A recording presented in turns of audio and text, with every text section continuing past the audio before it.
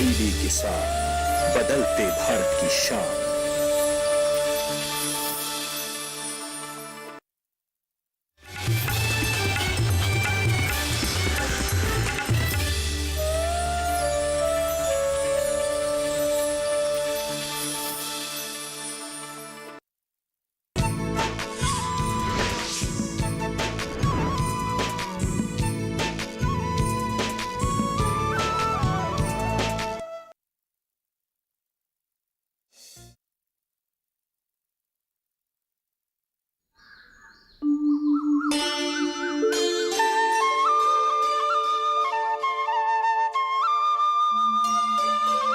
मनोज भैया, ओ मनोज भैया, क्या आप बिना मिले जुले जा रहे हैं? बोलो। आइए आइए बैठिए। अरे आप शहर गए थे ना इंटरव्यू देने के लिए, कुछ बात बनी? इतना आसान कहाँ है भाई, सबका पहले से ही जुगाड़ बैठा हुआ है। एक पोस्ट निकली नहीं, पहले से ही सीट बुक हो जाती है। तो ये लोग इश्तेहार क्यों छपवाते हैं? ये नौकरी का इश्तेहार विश्तेहार बस हम जैसे लोगों को परेशान करने के लिए है सब। ढेला पैसा खर्च करके जाओ और फिर पता चलता है कि आप तो शिक्षित हो, बहुत पढ़े लिखे हो। जहां तक पढ़ लो कोई फायदा नहीं, बस धक्के खाना ही किस्मत में रह गया है। पढ़ाई लिखाई तो बस कागजी रह गई है, लोगों को दिखाने के लिए कि हाँ साहब हम पढ़े लिखे हैं। फिर कोई सुनता भी तो नहीं। अगर पहुंच है तो सब सही है, वरना तो। भैया परेशान ना हो, सब कुछ ठीक हो जाएगा। आपके लिए मैं थोड़ा चाय बनाता हूँ। नहीं नहीं, अभी चाय वाय पीने का बिल्कुल मूड नहीं है। अच्छा तो मैं चलता हूँ।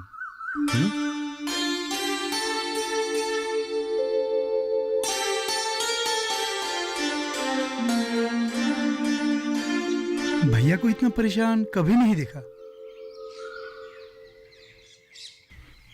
बेटी इधर आना।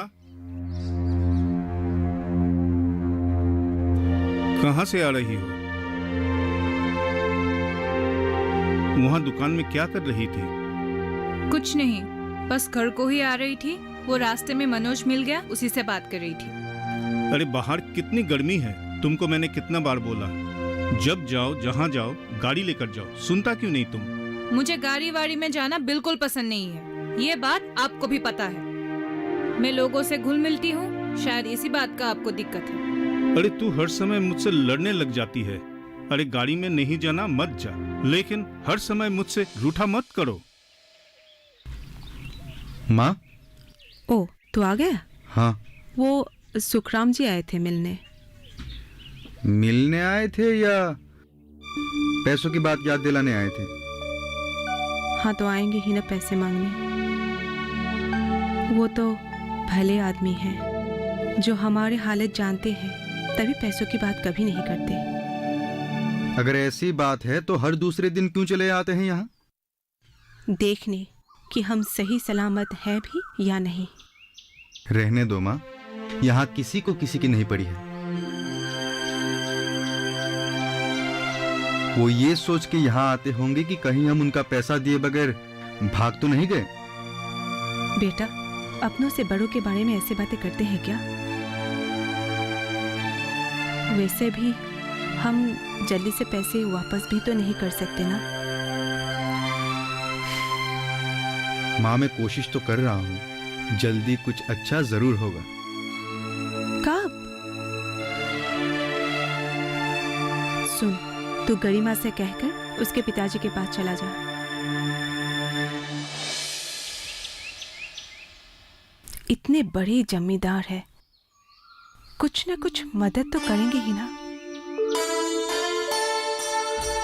माँ मैं पढ़ा लिखा हूँ, शिक्षित हूँ, कहीं ना कहीं कुछ तो काम जरूर मिलेगा।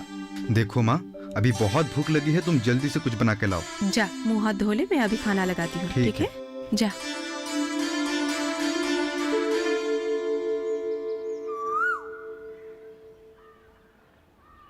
क्या हुआ, आज फिर से कोई उदास बैठा है? वो आज मूड बिल्कुल सही नहीं है। मूड सही नहीं है तो सही कर देते हैं ना। तुम कभी सुधरने वाली नहीं हो। अगर सुधर गई तो तुम्हारे इस उतरे हुए चेहरे को कौन सही करेगा? तुमसे कितनी बार कहा है कि तुम्हारी सारी समस्याएं इस गरिमा को दे दो। परेशानियां नहीं देखी जाती। तो क्या करूं बताओ, कोई रास्ता है? रास्ता तो जरूर होगा, बस उसे ढूंढना होगा। वो कैसे? बोला ना, ढूंढना होगा। हाँ। जानती हो गरिमा, कभी कभी ऐसा लगता है कि ये चल क्या रहा है। मानो पूरी जिंदगी इसी गांव पर यही कट जाएगी। ऐसा क्यों? मेरी घर की हालत तो तुम जानती ही हो, जैसे मनोज की घर की हालत वैसा ही। पर राघव भैया है तो सही। हाँ, उसकी आ जाने से मुझ में थोड़ी हिम्मत तो आ गई है। अब सब कुछ ठीक रहा तो जल्दी मेरा सपना भी साकार हो जाएगा। सब कुछ ठीक रहेगा। कितनी अजीब है ना, सरकार हमारे लिए कितना कुछ करती है, कितनी योजनाएं लागू करती है, पर हम हैं कि सरकार को ही कोसते रहते हैं। सरकार ये नहीं करती, सरकार वो नहीं करती। अब योजनाएं लागू करने का काम सरकार का है, पर उसके बारे में जागरूक रहने का काम तो जनता का ही है ना। सरकार टीवी पर विज्ञापन देती है, पर देखो हमें तो ध्यान ही नहीं। बिल्कुल सही कहा तुमने। अब ये मत कहना कि मैं बिल्कुल राघव की जबान बोल रही हूँ। चलो, इतने दिनों बाद हम दोनों बैठे हैं। आशा करती हूँ कि तुम सबकी आशाएं पूरी हो जाए। भगवान ने चाहा तो। भगवान ने नहीं, अगर हमने चाहा तो। अच्छा, अब मैं चलती हूँ। फिर कभी मिलते हैं। ठीक है, पर राघव की बोली हर बात ध्यान में रखना, ठीक है? हाँ बिल्कुल ठीक है।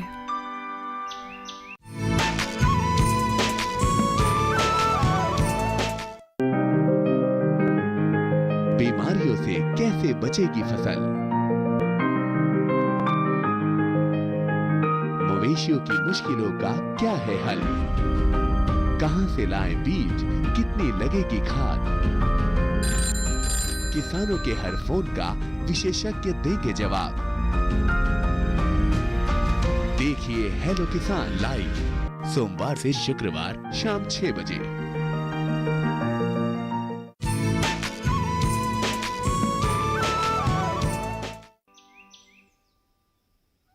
कभी कभी तो ऐसा लगता है औलाद होना ही नहीं चाहिए।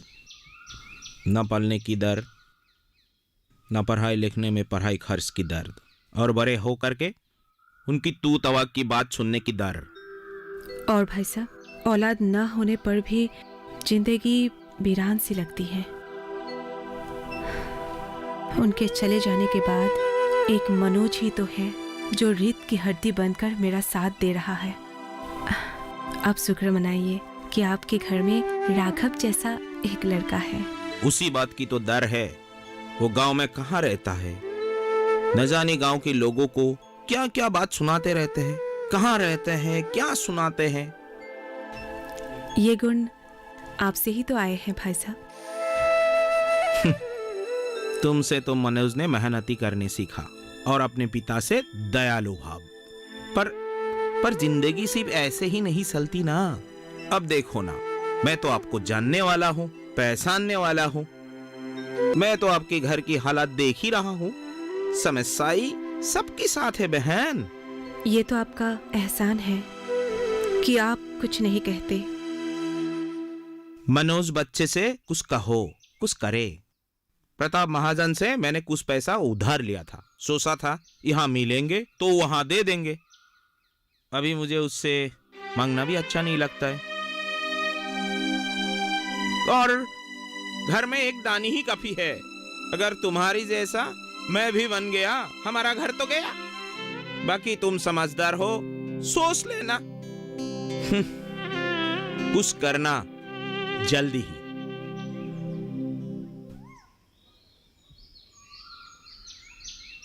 जमींदार साहब, मुझे 3-4 महीने की मोहलत और दे दीजिए। अगर बारिश न आए तो मैं सारा फसल बेच के आपका कर्जा चुका दूंगा।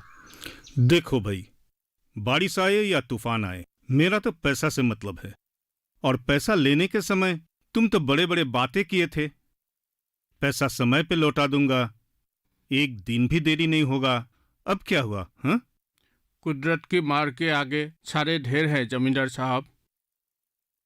ठीक है, जाओ, तुम्हारा सब कर्जा मैंने माफ कर दिया, लेकिन तुम्हारा ये जमीन का कागजात मेरा हुआ।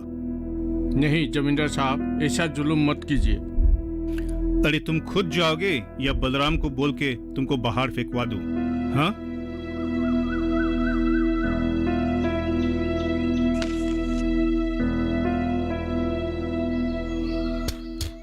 काका को इस तरह रोते हुए क्यों गए?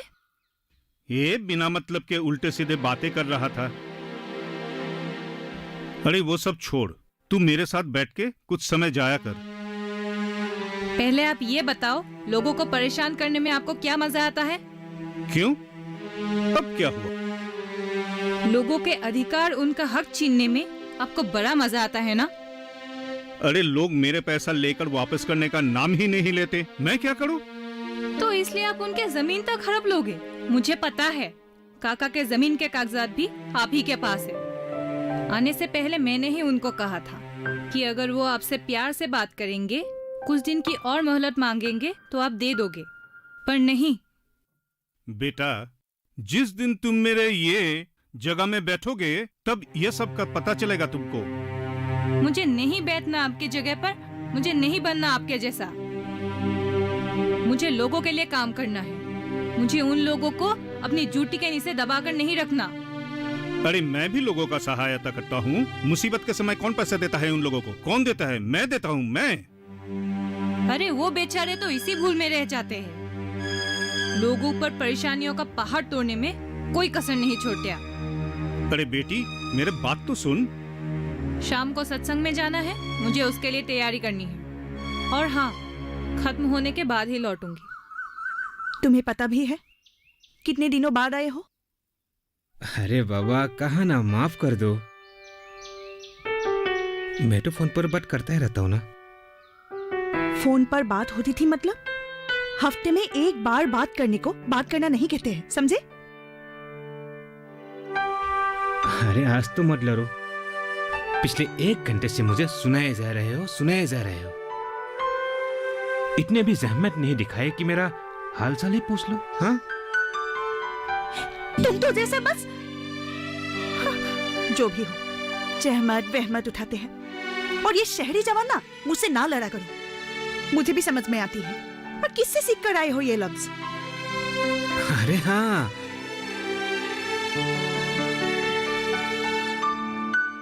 तुम्हें बताना तो भूल ही गया। वहां एक लड़की है, कितनी अच्छी है। पता है, उसने मुझे तहजीब सिखाई, प्यार से बोलना सिखाया। अच्छा ये बात है। तो यहाँ क्यों आए हो? यहाँ तो सब गवार ही है ना? अरे यार, तुम मजाक भी नहीं समझती हो। अच्छा दोस्त समझती हो, फिर भी। अच्छा बैठो, अब काम की बात करते हैं। चलो, तुम्हें याद तो आया। यहाँ इतनी समय से मैं बोल रही हूँ कि मुझे एक ब्यूटी सैलून खोलने के लिए तुम्हारी उस योजना की मदद चाहिए। और अब आ गए हो तो तुम उस बारे में बात ही नहीं कर रहे। सब मतलबी होते हैं, पता है मुझे। मतलबी? ठीक है, सुनो, ये मतलबी इस बार तुम्हारा काम पूरा करके ही जाएगा। खुश? और वो मेरी सलाई योजना नहीं है, सरकार ने लागू की है। पढ़े लिखे नौजवान नागरिकों के लिए, जो कि ना जाने कितनी वजह से बेरोजगार है, उन्हें अपने पैरों पर खड़ा करने के लिए सरकार ने इस योजना के माध्यम से वित्तीय सहायता उपलब्ध कराती है, ताकि हम जैसे लोग अपना खुद का व्यवसाय शुरू कर सके, ताकि तुम अपना ब्यूटी सैलून खोलने के सपने को साकार कर सको।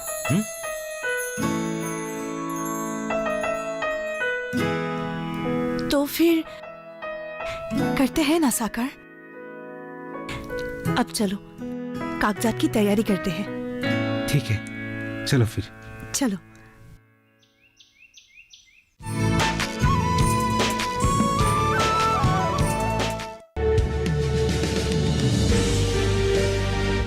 साल से लगातार कृषि दर्शन है आपके साथ।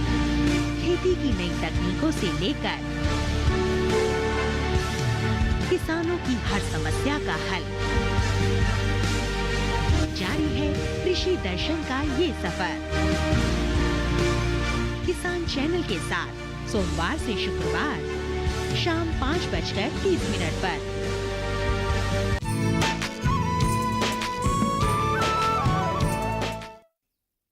कभी कभी मन बहुत दुखी हो जाता है बेटा। क्यों चाची? पहले कुछ भी ऐसा नहीं था। तुम्हें याद है ना, जब मनोज के पापा थे तब सब कुछ ठीक था, याद है? हाँ चाची, पता है। उनका ही सपना था कि मनोज को उनसे भी बहुत बड़ा आदमी बनाए पढ़ा लिखा कर। वो सरकारी नौकर थे। तुम्हें पता है, चपरासी की नौकरी चाहे सरकारी हो या प्राइवेट, किसी को इज्जत नहीं मिलती। जहां जाओ कोई ये नहीं कहता कि मनोज के पिताजी जा रहे हैं। तुम्हें पता है, बेचारा मनोज भी सत्संग में मेरे साथ ही जाया करता था। अच्छा? उसने अपने पिताजी से बहुत बार कहा, पिताजी मेरे साथ चलो। सभी के माँ बाबूजी जाते हैं, आप क्यों नहीं जाते? पर चपरासी होने की बात हमेशा खाई जाती थी। वो हमेशा मनोज से कहते थे, बेटा इतना पढ़ना, इतना बड़ा आदमी बनना कि जहां से भी जाऊं लोग ये ना कहे कि चपरासी जा रहा है, बल्कि ये कहे कि देखो मनोज के पिताजी जा रहे हैं। मनोज ने भी तो आखिर वैसा ही किया ना चाची। पर अफसर नहीं बन पाया ना, और यही बात उसे खाई जाती है। वो हमेशा अपने पिताजी से कहता था, पिताजी मैं एक दिन बहुत बड़ा आदमी बनूंगा। और दोनों गाने लगते थे, पढ़ोगे लिखोगे, बनोगे नवाब, खेलोगे कूदोगे, बनोगे खराब। और यही सब सोच सोच कर वो अंदर ही अंदर बहुत परेशान रहता है। किसी को बताता भी नहीं है। मैं हर कोशिश करती हूँ कि उसे उस दलदल से निकालूं, पर समझ में नहीं आता कि क्या करूं। आप चिंता मत करो चाची। पर चिंता की ही तो बात है। मैं डर जाती हूँ कि वो भी कहीं पिताजी की तरह गरीबी की मारा जूझ कर डर के एक दिन हार ना जाए। चाची मैं हूं ना उसकी हिम्मत बढ़ाने के लिए। पर कब तक रहोगी बेटा? एक दिन तुम्हें भी तो प्रताप जी हाथ पीले करके किसी और के घर भेज देंगे ना। वैसे भी वे हमारे घर के लोगों को आंख नहीं भाती। और सुखीराम जी भी आए दिन दरवाजे पर धमक पड़ते हैं। कौन सुखराम? वही जिनकी बैठक हर सुबह तुम्हारे घर के आंगन में होती है। ओ, सुखू चाचा। मनोज के पिताजी ने सुखीराम जी से कुछ पैसे लिए थे। ना तो वो उनके पैसे वापस कर पाए और उनके गुजरने के बाद न मनोज कर पाए।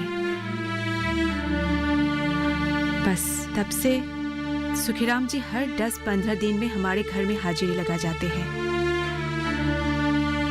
कहते तो कुछ नहीं, पर मैं जानती हूँ, क्योंकि बेमतलब कोई अपने सगे संबंधियां भी किसी के इतनी खबर नहीं लेते, और वो तो सिर्फ उनके दोस्त थे।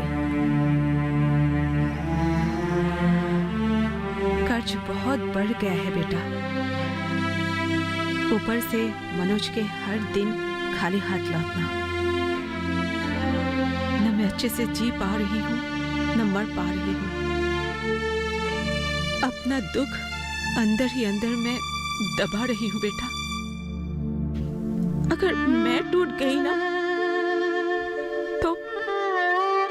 तो मनोज बिल्कुल टूट जाएगा। चाची आप हारिए मत, भगवान देर सवेर सबको एक रास्ता दिखाता है। अच्छा ठीक है, तुम अभी घर जाओ, मैं भी ना पूरी रामायण कहानी तुम्हें बता रही हूँ। मुझे भी घर जाकर खाना बनाना है, तुम भी घर जाओ, ठीक है?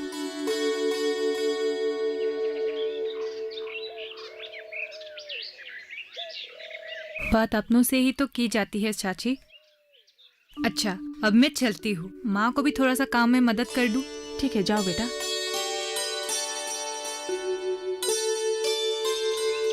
गरिमा, ओ गरिमा।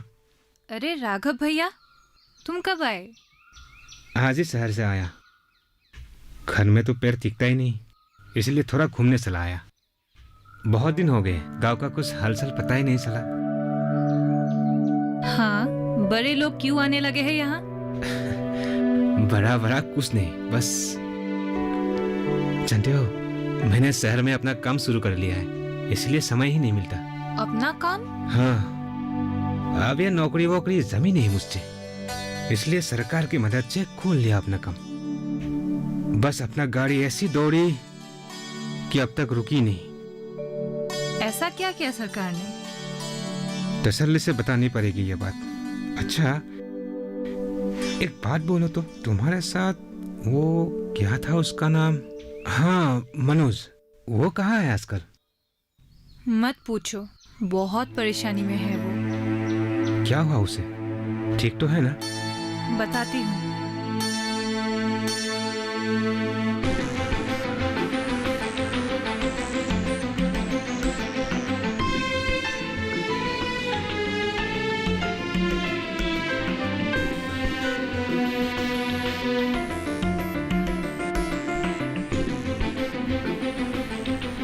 हद है, इतना पढ़ने लिखने के बाद भी अगर जरा सी समझदारी रखता तो आज उसको इतना झेलना नहीं पड़ता। मगर सरकार की क्या योजना है, थोड़ा तो बताओ। इस देश के शिक्षित मगर बेरोजगार युवाओं के लिए सरकार द्वारा बहुत सी योजनाएं लागू की है, जैसे प्रधानमंत्री रोजगार योजना, जो कि देश के युवा शिक्षित आबादी के लिए बनाई गई है। जो भी शिक्षित होने के बावजूद बेरोजगार है, इस योजना के तहत आपको अपने पिछला वेतन जमा करने, अपने क्रेडिट स्कोर की रसीद देने और अपने लोन की मंजूरी देने के लिए कोई ज्यादा भागदौड़ करने की जरूरत नहीं होगी।